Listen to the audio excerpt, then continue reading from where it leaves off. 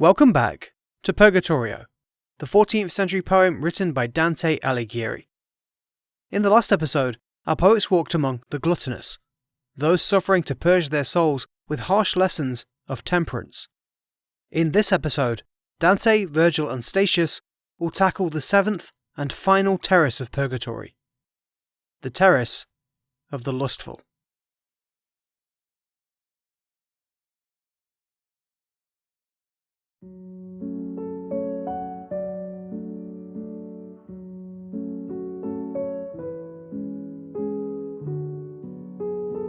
Our three poets have arrived on the seventh terrace of Purgatory. This is the final terrace of cleansing before the summit of the mountain. Here we will see the final sin of excessive love being purged, which is also the final sin of the entire climb. Upon leaving the steps leading to this last terrace, the trio walk over to their right and are immediately beset by flames emanating from the mountain. These fiery bellows stretch outwards and are then blown upwards, controlled by the wind, rolling back inwards on themselves.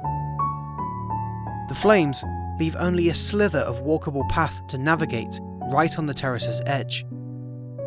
As it is the only clear road ahead, the three begin to walk carefully along the unscorched ground in single file.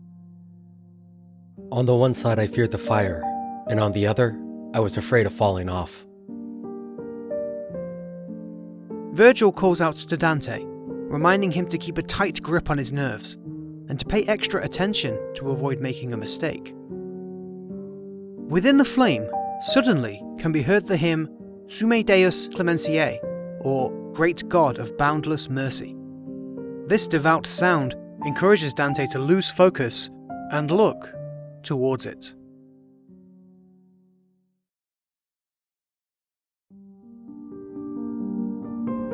Within the fire, our poet sees souls wandering around through the flickering light. He attempts to share his attention between keeping his balance and witnessing the shades. At the end of the hymn, the souls within the fire shout out together the words, Virum non cognosco.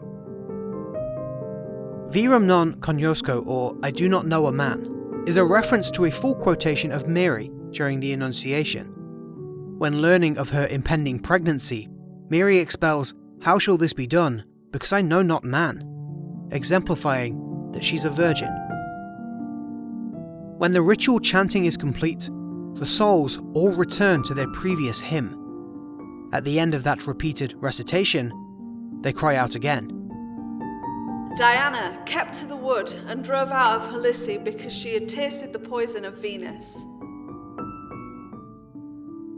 This chanted reference speaks of the expulsion of Callisto, named by Dante here for her constellation Pillpe. Callisto was one of the nymphs of the virgin goddess Diana, and like all those beholden to Diana, had sworn an oath of chastity. When on one occasion Callisto was separated from the goddess, Jupiter fell from on high, and he tricked himself into her bed in the form of Diana herself. It was only later, when bathing together, that Diana discovered the nymph to be pregnant. Diana drove Callisto from the group. The reference here to the poison of Venus is, in this case, Callisto falling to the famed lustful dignities of the goddess of sex and fertility. The hymn restarts. It is then followed up again by some new chanted examples of men and women who remained chaste before marriage.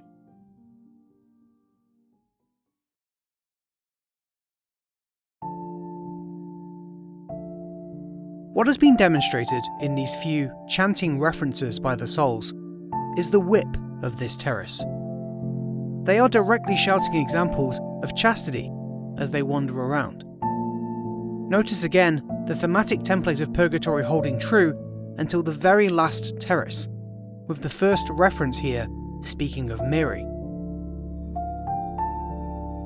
This terrace is dedicated to the lustful, those without chastity. Repeatedly these shades circle the great mountain inside of a blazing fire, singing hymns and chanting to purify themselves of their offence. As those with excessive passionate desire for others in life these souls are seared by the burning and passionate flames of virtue in death. Virgil once again speaks out to Dante. Look out. Remember that I warned you. Dante focuses once more on his passage forwards. He notes the positioning of the sun over to his right. It is brightly shining and casting his shadow onto the flames to his left. His shadow appears to make the fire even brighter and redder. The burning passing souls take an interest in Dante's physical form, and they begin to call out to him, saying his body doesn't appear to be ghostly. Some of these shades edge closer to our poet, carefully making sure they do not pass the veil of the fire. Oh, you who go, not out of idleness, but perhaps respect of that pair guiding you, please answer me, and those burning amongst me, how it is you block the sun. It is almost as if you had not yet entered the net of death. The soul remarks that the grouping thirsts to understand Dante's condition more than, in his words, all the inhabitants of India and Ethiopia thirst for a cold stream. Dante is about to make his answer to the penitent in front of him. However, he is suddenly paused by a distraction. There arrives before him yet more souls, this time wandering the terrace in the opposite direction to everyone else.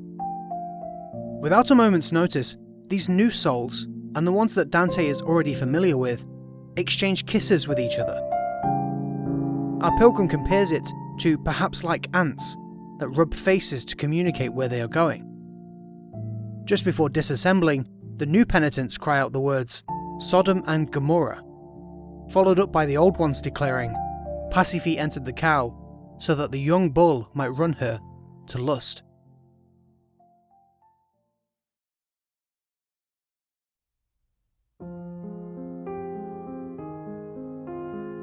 Pasiphae was the mother of the famed Minotaur, who bred with the Cretan bull and birthed the horror that would inhabit the labyrinth.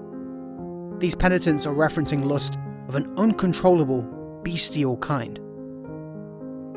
The new group have also shouted out a reference to Sodom and Gomorrah, a reference to the ancient cities that fell, which are often used as metaphors for homosexuality. Dante is being startlingly progressive for his time. By including homosexuality here in the context that he has, he is providing a commentary that homosexuals within the Catholic structure have a perfectly reasonable route to heaven.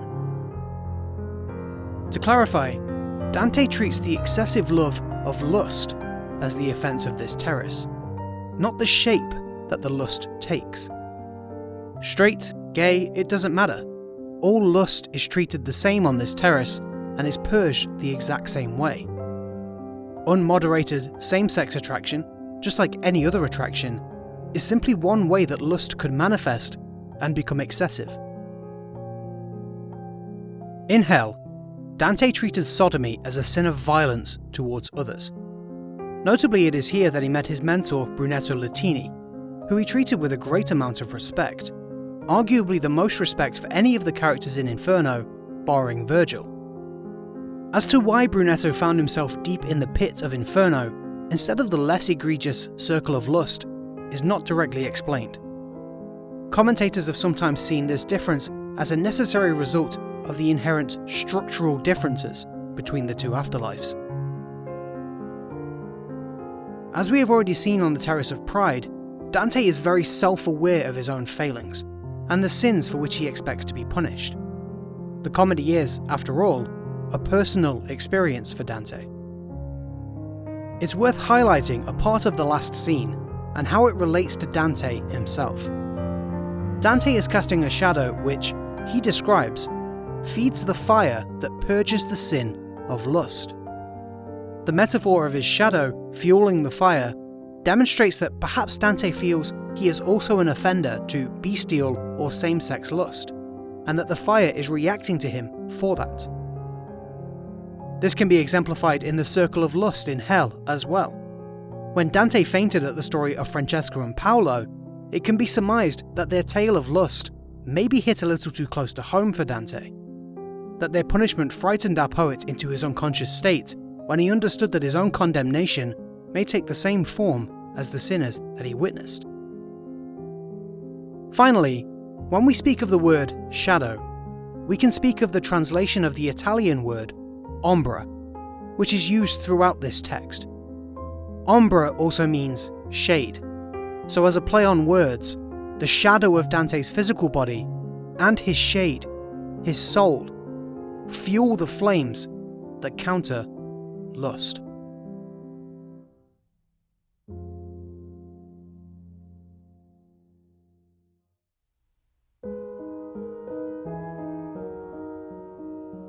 Moving like cranes, one lot of people went off, the other came on. They turned, weeping of their songs and of the shouting chants that most fitted them.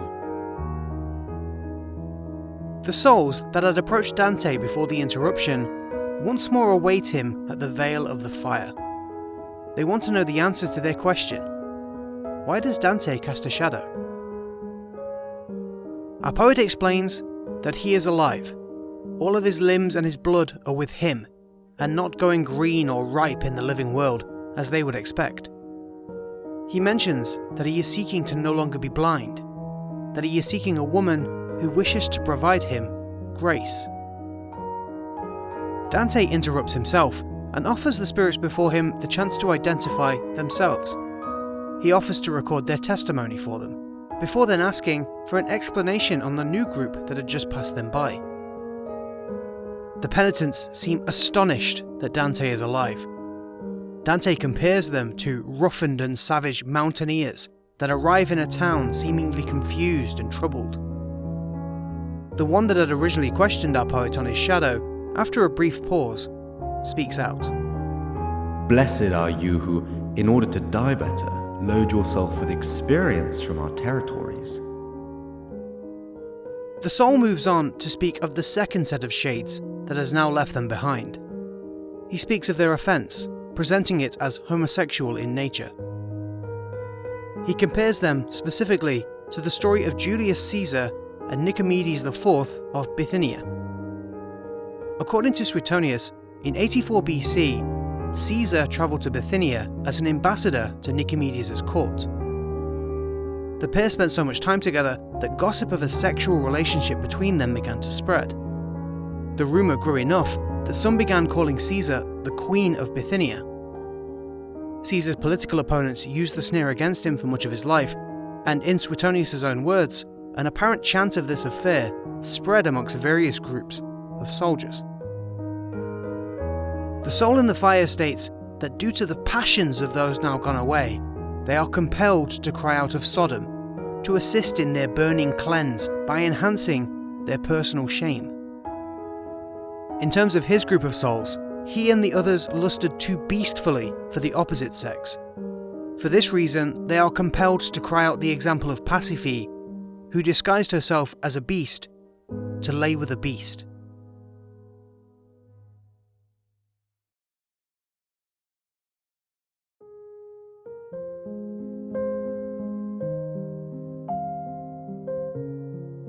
The penitent names himself as Guido Guinizelli, a name we've already heard mentioned in Purgatory on the Terrace of Pride. Guido was a poet and is the recognised creator or father of the sweet new style, the style of poetry that Dante employs. Guido says he doesn't have much time to speak of all the souls in his vicinity, and indeed doesn't actually know all of them. He tells our poet that he suffers to purge himself of his sins and that he repented fully at the end of his life. A wash of emotions rolls over our poet at the mention of Guido's name.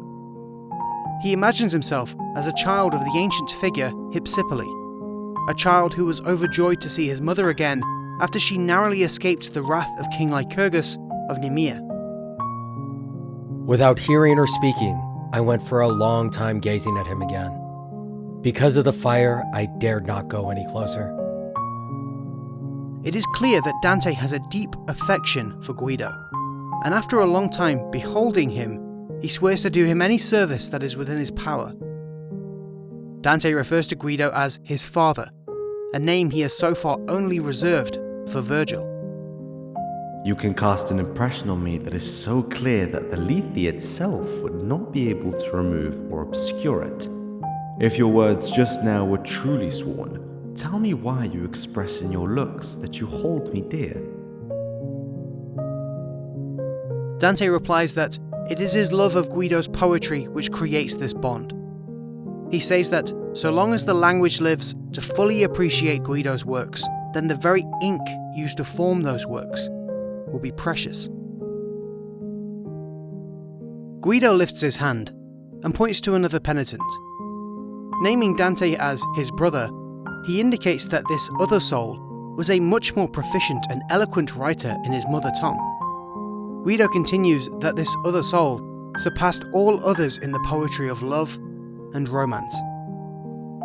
The people of Limoges, he says, apparently prefer the works of Guiraud de Bonnel over this other soul, and Guido names them as fools for doing so. They don't do this out of love of the art, but out of the love of Guiraud's reputation. Guido compares this to the older generations that expounded the talents of Guittone d'Arezzo until the truth of his poor work was finally recognised. Guido tells Dante that if our poet is permitted to enter the cloister in which Christ is the abbot, in other words, the true paradise, then to please recite the Lord's Prayer for him, as well as the other souls of Purgatory. Guido Guinizelli, like a fish in water, disappears into the flames and makes way for other company.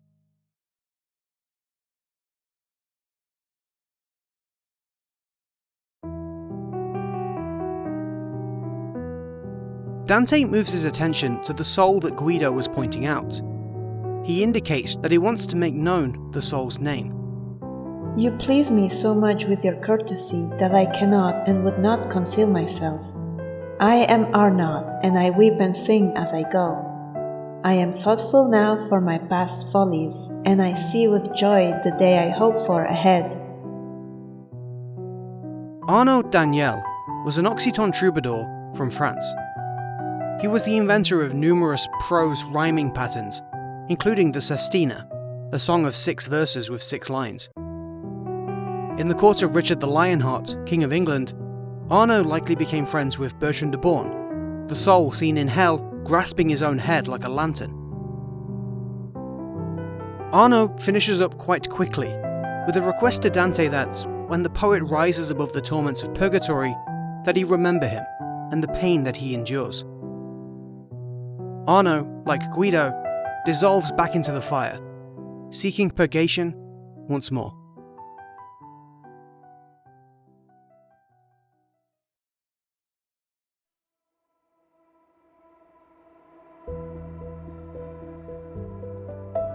A theme that has so far permeated this terrace is lyric poetry, and the highlighting of intellectual achievement within that poetry. This is the terrace of the Lustful, and the only named characters we have met here are poets. Guido and Arnaut are described to be great masters of love poetry. Lyrical poetry, like Guido's, is presented from a first-person perspective, and from this we can also reflect on Dante's physical and personal connection to the terrace. Spending a lot of time speaking about poets and the intellectual achievement of their work calls back to the previous terrace's discussion on the intellectual soul. In other works by our poet, Dante has described that when discarding the intellectual soul, then a bestial or animal-like nature is brought forth. The highly intelligent thinkers that Dante respects, the reasoners of lyric poetry here, are seen to have lost their intellect and become beasts by allowing their personal passions to override their self-control. This leans back on Virgil's discussion of free will. The named poets did not gatekeep their desires and only followed excessive base instinct, ungoverned by free will.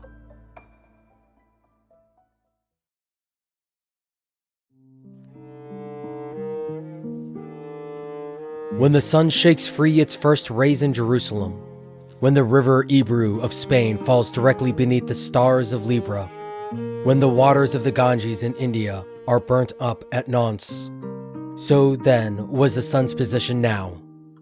The day was going. Dante and his companions are running out of time before they must come to a rest. An angel appears to our poets, standing on the ledge just outside of the flames. There's no going further without the fire biting you, so enter into it. Do not be deaf to the singing from beyond. The angel has instructed them all to enter into the fire so that they can proceed. At these words, Dante becomes terribly afraid. He freezes and peers over to the flames licking at the ground nearby. I stretched forwards over my clasped hands, looking at the fire. There were, in my mind's eye, human bodies which I had seen burnt. Virgil turns to Dante, and in a moment of intimacy between teacher and student, attempts to reassure him that the fire is the correct path. My dear son, there may be torture here, but not death. Remember now, if I manage to guide you safely aboard Geryon, what could I do now we are near to God? Firmly believe that if you had to stand 1,000 years in the belly of this blaze, it would not rob you of a single hair. Virgil beckons Dante to test this for himself by edging closer to the flames and then examining what happens with just his hand inside of the fire. He tells our living pilgrim to put away all of his doubts and fears and to do as instructed by the angel. Stubbornly disobeying his mentor, Dante stands fixed, blankly staring into the flames with his body refusing to move. To entice his charge onwards, Virgil states bluntly that this fire is the only hurdle that stands between Dante and Beatrice.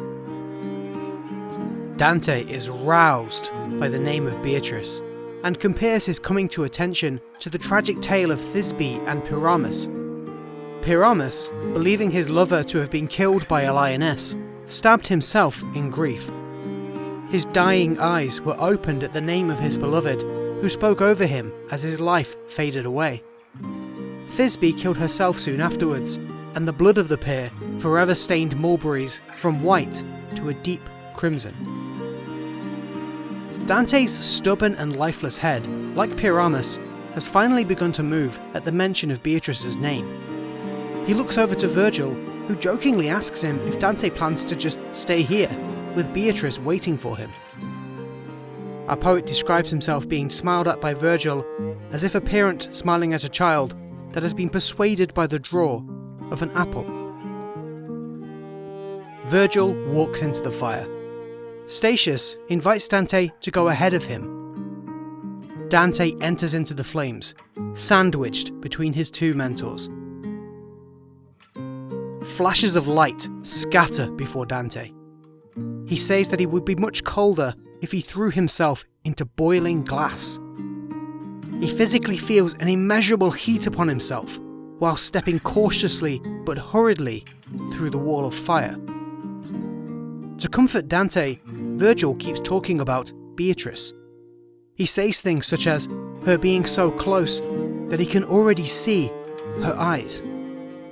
A singing voice was guiding from beyond. With our attention wholly on that, we came out at the point where the stairs upwards began. On the other side of the flames is a second angel, enveloped in blinding light. This one had been singing and guiding our group. It says, "Venite benedicti patris mei," or "Come you blessed to my Father."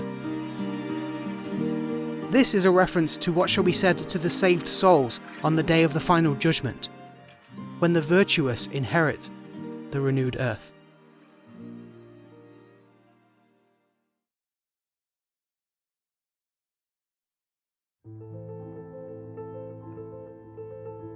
There's something to be said here about this terrace and the necessity to impose punishment on any who pass through it. This is the only part of Dante's journey to which Dante himself is forced to also endure the same full punishment as those around him. In the last scene, we saw Dante's fear. In this fear, our poet is demonstrating knowledge of his own physical and spiritual weaknesses. He is guided through these weaknesses by tender teachings of a loving father, there is a recognisable, childlike innocence to the overall scene, which evokes the original innocence of Adam and Eve before their temptation. Purgatory itself could be seen as a device used to revert humanity to their original and intended innocence. Dante will find on the other side of this fire the earthly paradise, or Eden, the storied home of humanity before their innocence was lost. He is arriving in Eden purified and in a condition suitable for entry to it. Eden is also traditionally surrounded by a wall of fire. The angel follows his words of greeting with some urgency. The sun is going and the evening comes. Do not stop, but hurry on your way, while the western sky is still yet light. The pilgrims march quickly onwards and upwards through a staircase cut into the rock. The sun is directly behind our poets and very, very low, enough for Dante's shadow to be obscuring the entire path ahead. They climb but a few steps before Dante's shadow disappears and the sun, finally, sets. And the horizon in all its vast reaches became one color in appearance. Night now had liberty to do as it pleased.